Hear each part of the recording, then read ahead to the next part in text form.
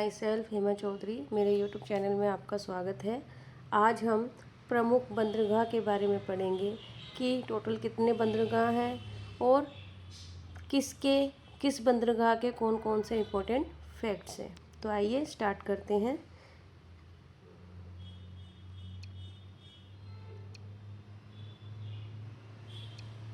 जी, आज हम पढ़ेंगे प्रमुख बंदरगाह के बारे में। इसको इंग्लिश में बोलते हैं सी पोर्ट। ठीक है।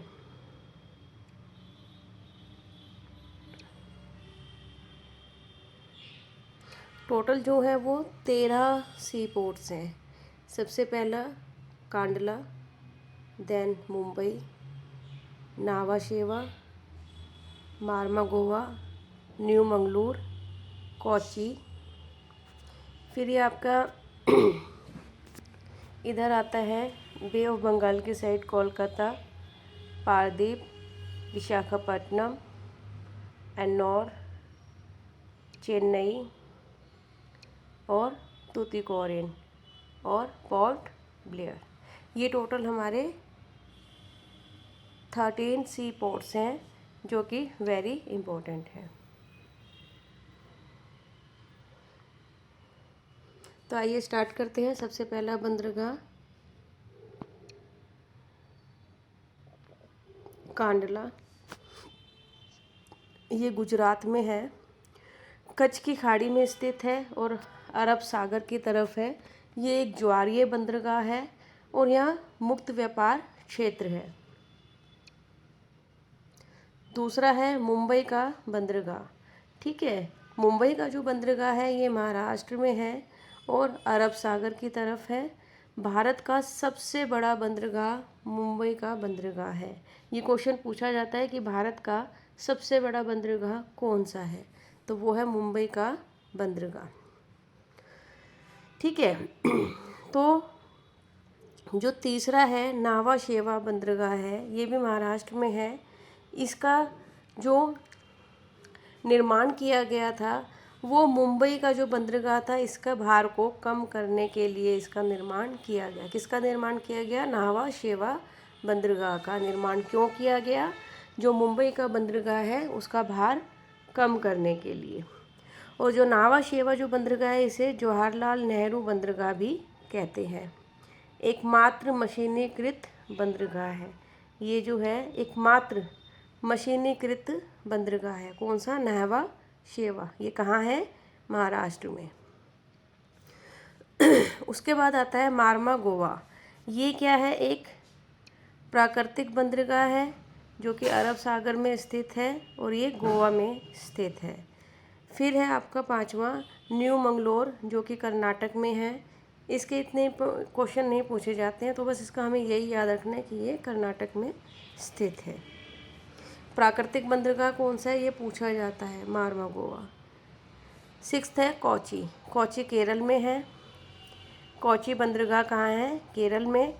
सबसे बड़ा शिपयार्ड बंदरगाह है ये।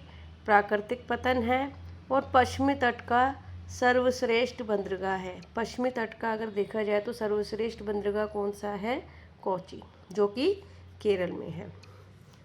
उसके बाद है तूतीकोरिन। तूतीकोरिन TND मतलब तमिलनाडु। TND मतलब तमिलनाडु।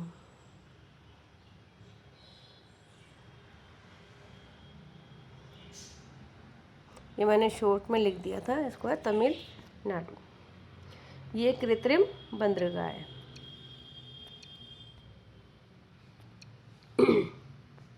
फिर आता है चेन्नई। चेन्नई बंदरगाह तमिलनाडु में सबसे पुराना कृत्रिम बंदरगाह है और सेकंड सबसे बड़ा यातायात घनत्व वाला बंदरगाह चेन्नई है। उसके बाद आता है एन्नौर। एन्नौर तमिलनाडु का है और कृत्रिम बंदरगाह है। चेन्नई का दबाव कम करने के लिए इसका निर्माण किया गया। जिस तरह मुंबई का निर्माण कम करने के लिए नावा शेवा का निर्माण किया गया, उसी प्रकार जो चेन्नई का बंदरगाह है उसके भार को, उसके दबाव को कम करने के लिए एन्नौर बंदरगाह का निर्माण किया गया। यह एक कृत्रिम बंदरगाह है। विशाखापट्टनम। विशाखापट्टनम आंध्र प्रदेश में है। गहरा बंदरगाह है और प्राकृतिक बंदरगाह है। फिर आता है पारादीप। पारादीप जो है उड़ीसा में है।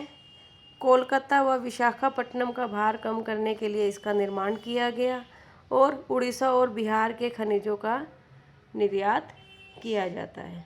ठीक है, उड़ीसा और बिहार के खनिजों का निर्यात किया जाता है कहाँ पे? पारादीप बंदरगाह में। फिर है कोलकाता। कोलकाता जो है हुगली नदी पर स्थित है। ये कृत्रिम बंदरगाह है और दूसरे नंबर का सबसे बड़ा बंदरगाह है। फिर है थर्ड जो 13 है लास्ट जो बंदरगाह है वो है पोर्ट ब्लेयर। पोर्ट ब्लेयर बे ऑफ बंगाल में है और 2010 में 13वें बंदरगाह के रूप में इसको मान्यता प्राप्त हुई। किसे हुई? पोर्ट ब्लेयर को। कब मान्यता प्राप्त हुई 13वें बंदरगाह के रूप में? पोर्ट ब्लेयर को। ठीक है फ्रेंड्स, आज के लिए इतना ही। धन्यवाद।